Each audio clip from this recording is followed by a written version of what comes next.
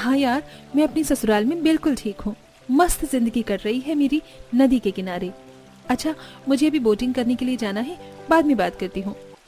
उदास निकिता अपने दोस्तों से बातें करके फोन रख देती है।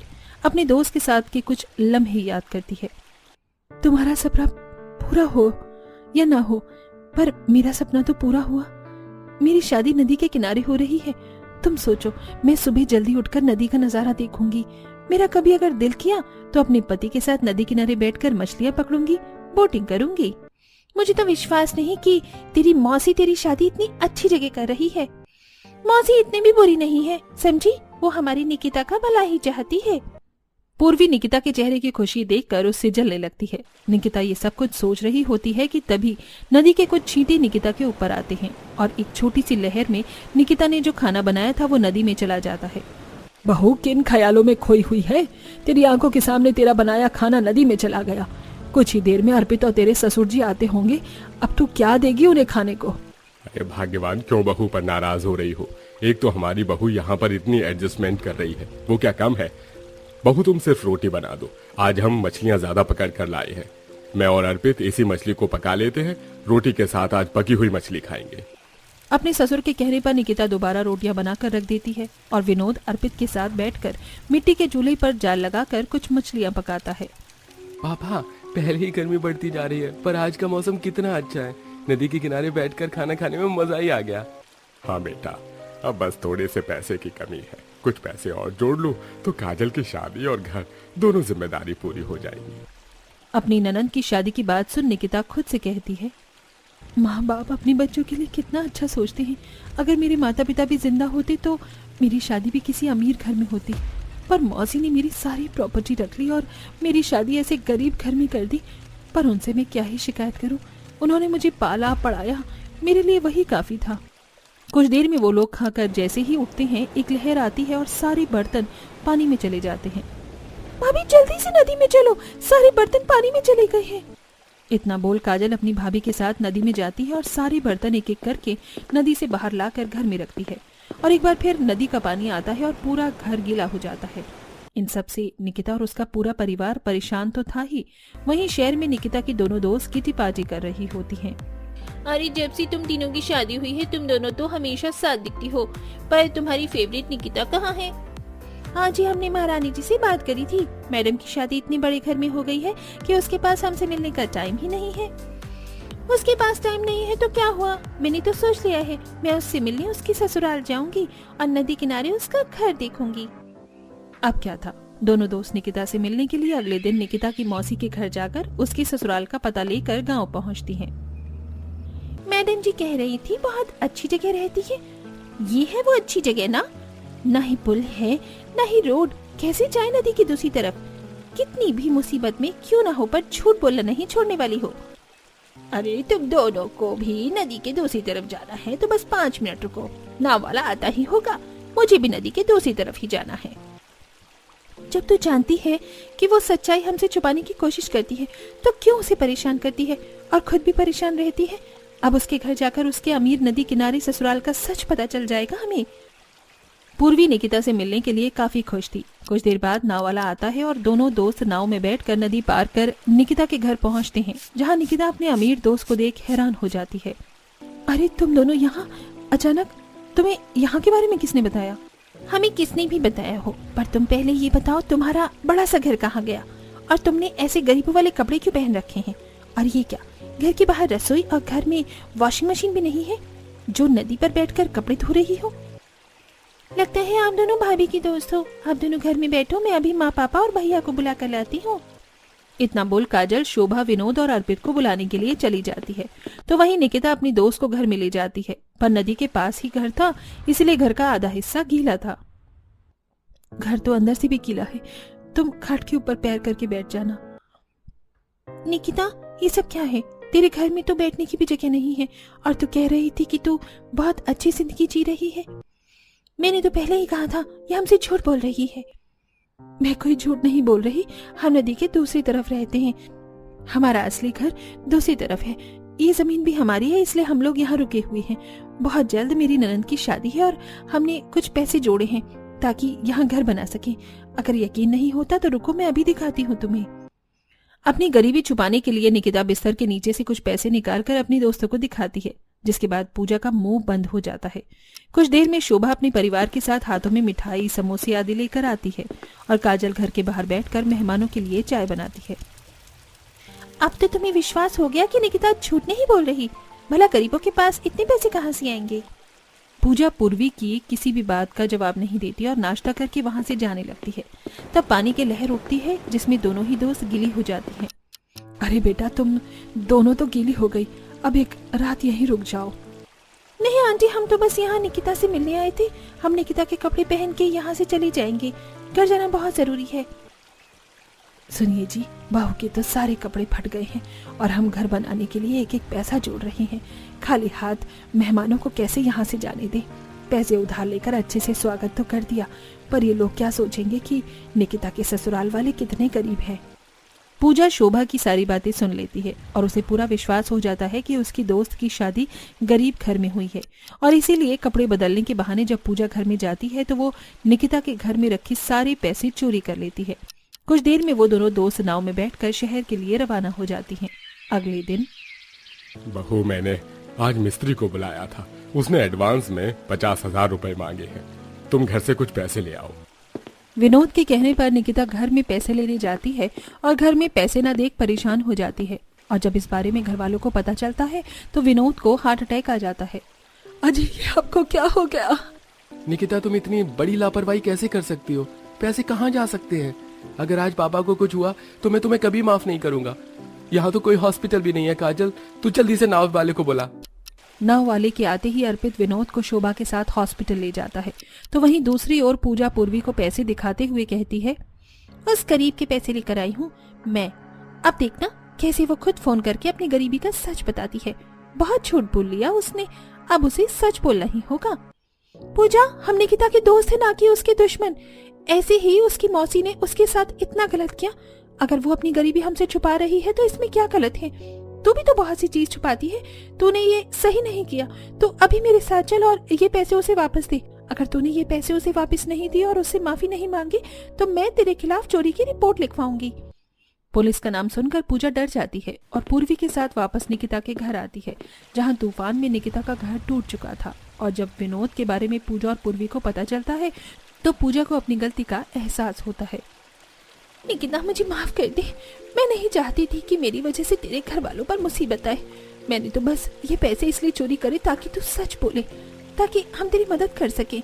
अगर तू मुझे सच बताती तो मैं और पूर्वी तेरी मदद करते, पर तूने कभी हमारी मदद नहीं ली, सब अकेले सहती रही। मुझे माफ कर दे, आज मेरी वजह से ये सब कुछ हुआ है। बेटा, तुमने जो किया, जिस भी वजह से किया, पर हम पर तो दुखों का पहाड़ टूट गया ना। आंटी, आप रोना बंद कीजिए। अगर हमारी वजह से अंकल जी की तबीयत खराब हुई है तो उन्हें ठीक भी हम ही करेंगे। हम उनका शहर में इलाज करवाएंगे।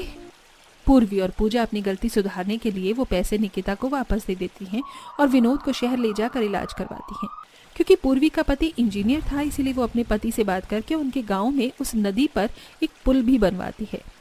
मैं आप दोनों का कैसे धन्यवाद करूं? आपकी वजह से आज मेरे पापा बिल्कुल ठीक है और हमारे गांव में जो काम सालों से अटका था वो आज पूरा हो गया। नदी पर पुल बन गया। आप दोनों निकिता की दोस्त नहीं, फरिश्ता बनकर आई हैं। आप तो धन्यवाद कहकर मुझे शर्मिंदा कर रही हैं। अभी तो मुझे आप लोगों का नदी किनारे मजबूत घर बनाना है ताकि आपको कोई परेशानी ना हो। मुझे अपनी गलती सुधारनी है। इस तरह पूजा अपनी गलती सुधारने के लिए नदी किनारे निकिता का एक मजबूत मकान बनवाती है और घर बनने के बाद विनोद काजल की शादी करता है, वो भी बिना किसी परेशानी के। अरे भाई, इस गर्मी के मौसम में तो घर से बाहर निकलने का मन ही नहीं करता। मेरा यार, अगर तुझे छोले भटूरे ही खाने थे तो हम घर ऑर्डर करके मंगवा लेते ना। तू सही कह रहा है। हम तो बेफालतू में इस ढाबे पर आए, ना कूलर है ना पंखा, ऊपर से ये गर्मी देख। भाई जरा देख तो मेरी शर्ट कैसे भीग गई। रहने देते हैं, घर जाकर कुछ खा लेंगे। बिना पंखे कूलर के वो दोनों ग्राहक परेशान होकर ढाबे से जाने लगते हैं, जिसे देख, अरे भाई साहब, आप लोग कहाँ जा रहे हैं? आपने छोले भटूरे को ऑर्डर दिया था। अरे रहने दीजिए बहन जी, आपके इस ढाबे पर कूलर पंखा कुछ भी है नहीं। गर्मी से जान निकली जा रही है। इतनी गर्मी में बैठकर छोले भटूरे नहीं खा पाएंगे हम।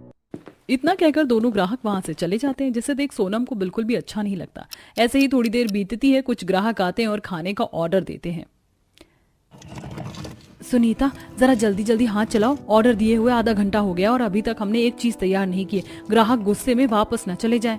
क्या करूं राशि, सिलबट्टे पर मसाला पीसने में थोड़ा वक्त लगेगा ही।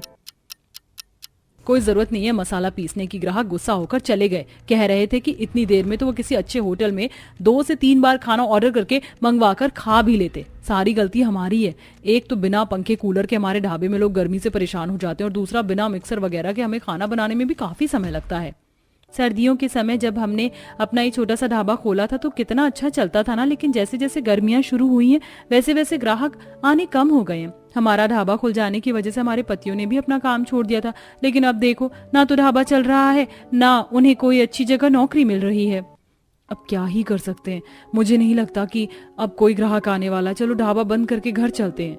5 बहुएं उदास होकर ढाबा बंद करती हैं और वापस अपने घर आ जाती हैं। वहीं थोड़ी देर में उनके पति भी अपनी दिहाड़ी वाले काम से घर आते हैं। लगता है आज भी ढाबे पर ग्राहक नहीं आए। ऐसा कब तक चलता रहेगा? हम लोगों की भी किसी अच्छी जगह नौकरी नहीं लग रही है। जब तक हमारे ढाबे में पंखा कूलर वगैरह नहीं आएगा, खाना बनाने के लिए मिक्सर जैसी चीजें नहीं आएंगी, तब तक तो ये सब ऐसे ही चलता रहेगा। हमारी तो इतनी इनकम भी नहीं है कि एक सेकंड हैंड कूलर ही ले लें। न जाने कब तक ये सब ऐसा ही चलता रहेगा। सभी लोग आपस में बात कर ही रहे होते हैं कि तभी एक पोस्टमैन उनके घर के बाहर आता है और आवाज लगाता है। सोनम बाहर आती है। पोस्टमैन सोनम को एक चिट्ठी देता है, जिसे पढ़ उसे पता चलता है कि उसकी मौसी की तबीयत काफी ज्यादा खराब है।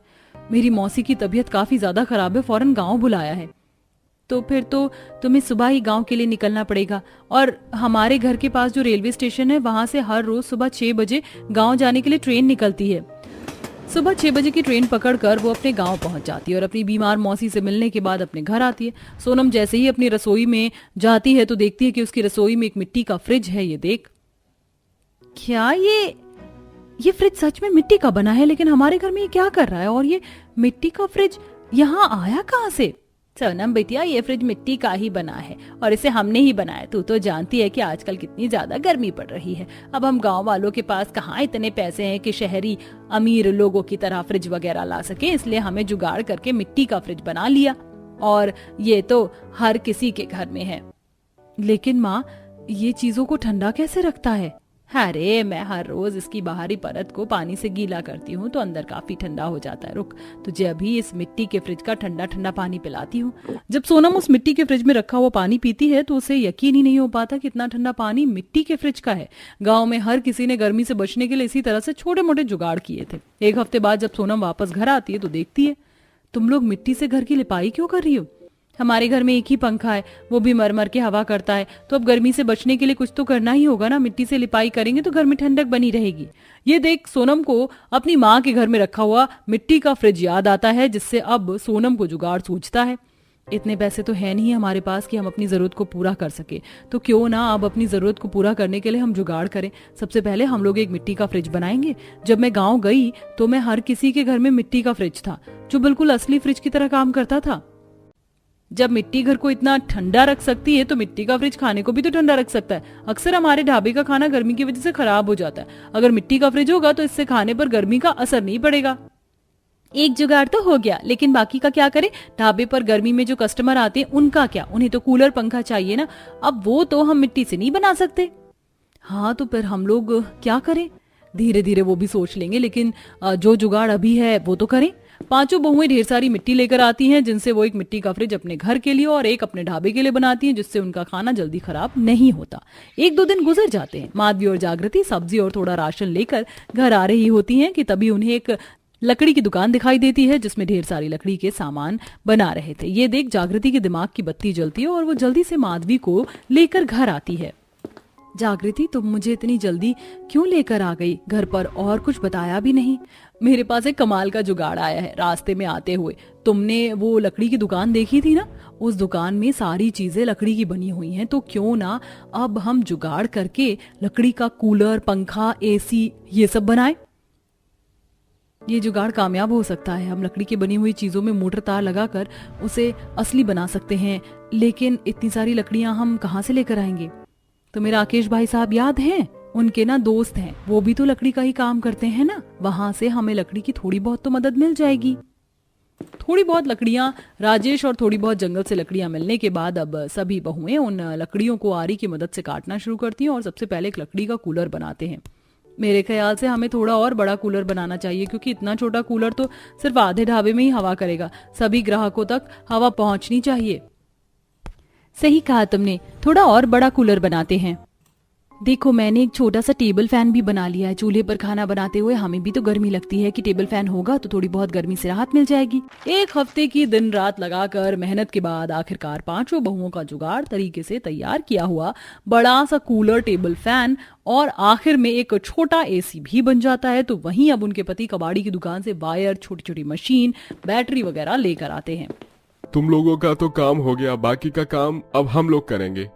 5 बहू के जुगाड़ तरीके से तैयार किए हुए उन सभी सामानों में उनके पति छोटी छोटी मशीन, तार, बैटरी वगैरह लगा देते हैं। जुगाड़ से तैयार किया हुआ कूलर पंखा एक बिल्कुल असली कूलर पंखे एसी की तरह चलने लगता है, जिससे सभी काफी खुश होते हैं। और अगले दिन सभी बहुएं और उनके पति उन सभी को अपने ढाबे में लगा देते हैं, जिससे अब धीरे धीरे ग्राहक ढाबे में आना शुरू करते हैं।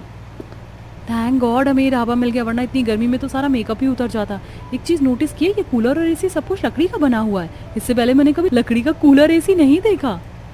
ये इन लोगों ने खुद ही बनाया है, कितना यूनिक है ना। चलो इसकी फोटो क्लिक करके सोशल मीडिया पर पोस्ट करते हैं। दोपहर में धूप में घूमने वाले भी लोग ढाबे के अंदर आ जाते हैं, जिससे उन 5 बहू की इनकम अब पहले से भी ज्यादा होने लगती है। देखा हमारे छोटे छोटे जुगाड़ से कितना सब कुछ बदल गया। अपने जुगाड़ से हमने इतने सारे इलेक्ट्रॉनिक प्रोडक्ट बना लिए, कूलर, पंखा, एसी, फ्रिज, सब कुछ जो करने में हर किसी की जरूरत होती है।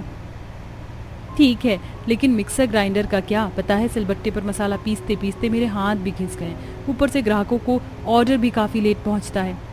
जब हमने लकड़ी मिट्टी से इतने जुगाड़ कर लिए, तो अब स्टील लोहे से भी जुगाड़ करके मिक्सर तो बना ही लेंगे। अब तो ये हमारे दाएं हाथ का खेल है। राशि और सुनीता मिलकर जुगाड़ू तरीके से मिक्सर भी बना लेते हैं और उसके अंदर ब्लेड और छोटी सी मशीन लगाकर उसे भी अपने काम में ले आते हैं, जिसके बाद अब बिना पैसे खर्च किए ही उन 5 बहुओं को गर्मी से राहत तो मिलती ही है, साथ ही उनका ढाबा भी चल पड़ता है और इसी तरह से वो अपने काम को भी जारी रखती हैं।